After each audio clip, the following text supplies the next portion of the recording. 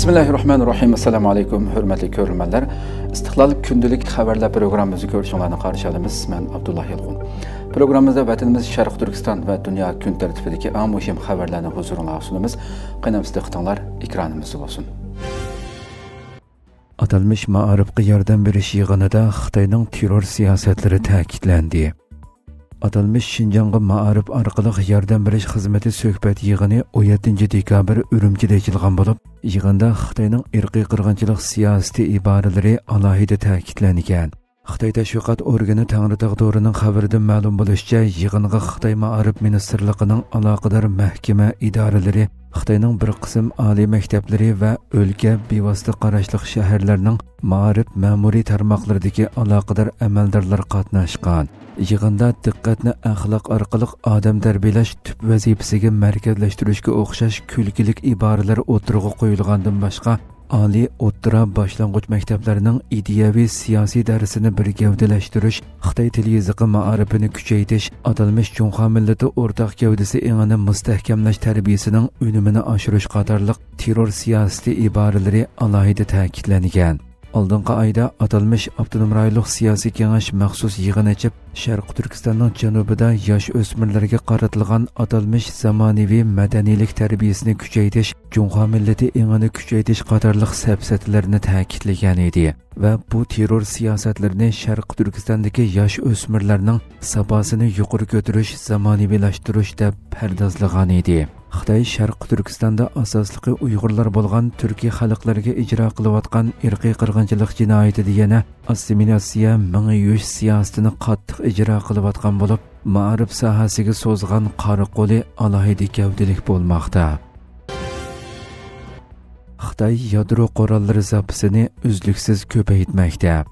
Amerika Davlat Mudofaa Ministrligining eng yangi dokladida ko'rsatilishicha, Xitoyning yadro qurollari zapisi barg'ansiri ko'paygan. Amerika ovozining xabar qilishicha, Amerika Davlat Mudofaa Ministrligi 18 dekabr Xitoy armiyasining yuqori qatlamidagi chiriklikning ig'ir bo'lishiga qaramay, Xitoyning yadro qurollari zapisi va qurol kuchini kunsiri kuchaytirayotganligini ta'kidlagan.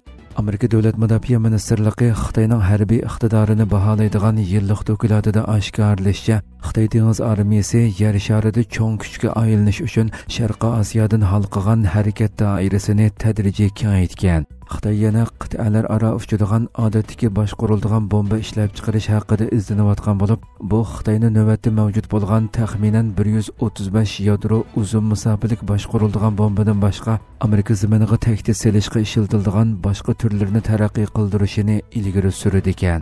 Xitoy hozirgacha o'zidagi yadro qurollarining sonini oshkorlamagan. Ammo Amerika Davlat Mudofaa Ministrligining dokladida mo'ljallanishicha, Xitoy bulturdan buyon taxminan 100 dona yadro o'q beshini ko'paytgan. 2024-yilning o'ttirlariga borganda zapisi 600 dan eshib ketgan.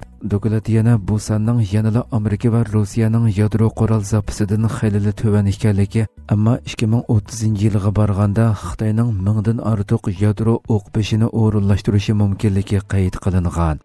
Biden hukumati Xitoyga taqobil turish plani bo'yicha Amerikaning Osiyo Tinch okean rayonidagi bexatarlik hamkorlik sherikchilik munosabatini kengaytib, Amerika armiyasining kichik orollarga tarqalishiga ruxsat qiladigan harbiy paraxodlarga qarshi qurol va chorlug'ichi boshqariladigan bomba orqali Xitoyga zarba bera oladigan kelishimlarni imzolagan. Garchi Amerika Rossiyaning Ukrainadagi urushi va O'rta Sharqdagi davolg'ishlarga taqobil turayotgan bo'lsa-mu, biroq besh burjaklik binoning doklati boshqa davlatlarning yangi saylangan Trump hukumatini Xitoyning kunsiri kuchayotgan harbiy kuchiga ahamiyat berish haqida chaqiriq qilishiga turtki bo'lishi mumkin ekan. BDT Suriyaning demokratik kelajagiga umidvor ekanligini ta'kidladi. Birlashgan Davlatlar Tashkiloti bosh kotibining Suriya alohida vakili Peskara PG chorshanba kuni Suriya poytaxti Damashqqa qilgan ziyoratini oxirlashtirgandan keyin BDT Suriyaning demokratik kelajagiga umidvor degan. BDT organ to'rining xabarida bildirilishicha, Peskara PG 2 hafta ilgari necha 10 yillik mustabid hokimiyatni oxirlashtirgan, olamshumul o'zgarishlarni qo'lga keltirgan Suriya xalqini tilga olib, garchi Suriyaning vaziyati yanada dastlabki bosqichda turayotgan bo'lsa-mu, ammo yangi bir Suriya borliqqa keladigan tarixiy burilish nuqtasida turayotimiz degan. u yana har qanday o'tkinchi bosqichning Birlashgan Davlatlar Tashkiloti Xavfsizlik Kengashining 2254 nomerli qaroriga qattiq amal qilishi kerakligini, buningda yangi asosiy qonun tuzish, erkin va adil saylam o'tkazish va Suriya xalqining rahbarligidagi siyosiy o'tkinchi bosqichni ilgari surishni talab qiladiganligini ta'kidlagan. Peskara PG yana Birlashgan Davlatlar Tashkilotining Suriya xalqining yuqori nishonini amalga oshirishini to'liq qo'llaydiganligini, shuning bilan birga kelgusidagi yo'lning yanada egiz-pas ekanligini e'tirof qildiganligini ta'kidlagan. Rossiya Ukraina haqida yana tahdid soldi. Rossiya bosh shtab boshlig'i Valeriy Gerasimov Rossiyaning G'arbning har xil bexatarlik tahdidiga muvofiq qurollar bilan javob qaytaradiganligini bildirib, G'arb davlatlarining Ukraina bilan bo'lgan to'qinishga aralashishi dunyoviy xatar elib keladi dedi. Turkiya Ovozi radiosining xabarida bildirilishicha, Valeriy Gerasimov Moskvada o'tkazilgan muxbirlarni kutib olish yig'inida so'z qilib, rayon va xalqaro bexatarlikka munosabatlik jiddiychilikning kunsiri kuchayayotganligini bayon qilgan va buning sababi Amerika rahbarligidagi G'arbning yer sharidagi hukmronlik o'rnini saqlab qolish va o'zining qoidalarini zo'rlik bilan tengish orzusi degan. U yaqinda Yevropada jiddiychilikning kuchayib ketganligiga ishorat qilib, Shimoliy Atlantik ahdi tashkilotining Rossiya chegarasiga qarab kengayganligini va harbiy aslahalarini kuchaytirganligini eskartgan. Gerasimov NATOning Rossiya chegarasiga yaqin joylardagi faoliyatlarini ko'paytirganligini ta'kidlab, ittifoqdosh kuchlarning keng ko'lamli harbiy manevri bu yil 40 yetdi. Nurg'un harbiy qismlar chegaramizga yaqin joylarga doimiy salohiyat bilan o'rinlashtirildi degan. Gerasimov G'arbning Ukrainaga bo'lgan moddiy va harbiy jihatdan qo'llashni oshirganligini hamda Ukraina askarlarini davomli tarbiyalayotganligini tilga olib, G'arb davlatlarining Rossiyaning Ukraina bilan bo'lgan to'qinishiga aralashishi dunyoviy xatar elib keladi degan. Valeriy Gerasimov Amerika va uning ittifoqdoshlarining Ukrainaning Rossiya zaminlariga uzun masofali qurollar bilan zarba berishiga ruxsat qilganligini bildirib, biz har qanday bexatarlik tahdidiga o'zimiz muvofiq deb qaragan qurollarni ishlatib javob qaytaramiz deb tahdid solgan. Yevropa ittifoqi krizisga taqobil turish iqtidorini kuchaytirishga muhtojligini bildirdi. Yevropa ittifoqi rahbarlari o'zgarayotgan dunyo tartibida ittifoqning krizislarga qarshi ma'muriy va harbiy tayyorligini puxtalash hamda chidamchanligini kuchaytirishga muhtojligini bildirdi. Yevropa ittifoqiga a'zo davlatlarning rahbarlari Belgiyaning poytaxti Bryusselda yig'in chaqirib, Yevropa ittifoqining dunyodagi o'rni chidamliqligi, krizislarga tayyorlik qilish, krizisning oldini olish va taqobil turish, ko'chmanlar va boshqa masalalarga doir yakun xarakterlik bayonotni qabul qilgan.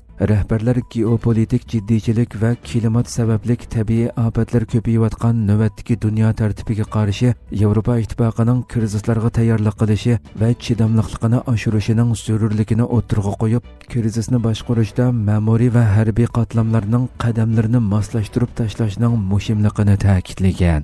Rahbarlar muvofiq bo'lgan ahvollarda Shimoliy Atlantik ahdi tashkiloti bilan hamkorlikni kuchaytirishni talab qilgan va Yevropa ittifoqi komiteti va a'zo davlatlarni davlat bexatarligi va mudofaa manfaatlariga uyg'un Yevropa ittifoqining muhim qadamlariga mos qadamdagi umumyuzlik tayyorlik strategiyasini ko'radigan xizmatlarning sur'atini teziltishga chaqirgan. Yevropa ittifoqi rahbarlari Yevropa ittifoqi komitetining 2025-yilning 5-gacha inkas qaytarish talab qilinadigan yangi bir qonun taklif qilish planini qarshi olganligini bildirib, chegara bexatarligini kuchaytirish, odam atkaschiligiga qarshi turish va tartibsiz ko'chmanlarni qaytarishni teziltish uchun jiddiy tirishchanlik ko'rsatishni talab qilgan. Rahbarlar Rossiyaning tor hujumlari, muhim asosiy qurilmalarga qaratilgan buzg'unchiliklari va demokratik masofalarga aralashish harakatlarini o'z ichiga olgan yo'lsiz faoliyatlarni ayblagan. Rahbarlar yana Yevropa ittifoqining muqimligini buzadigan faoliyatlar bilan shug'ullangan shaxs va o'rinlarga qaratilgan tunji jazo tadbirlarining qabul qilinganligini qarshi olganligini bildirgan. Hurmatli ko'ruvchilar, shunday qilib bugungi xabarlarimiz mush yerda oxirlashdi. Inshaalloh atigi programmamizni ko'rishgacha omon bo'lg'aysizlar. Assalomu alaykum va rahmatulloh.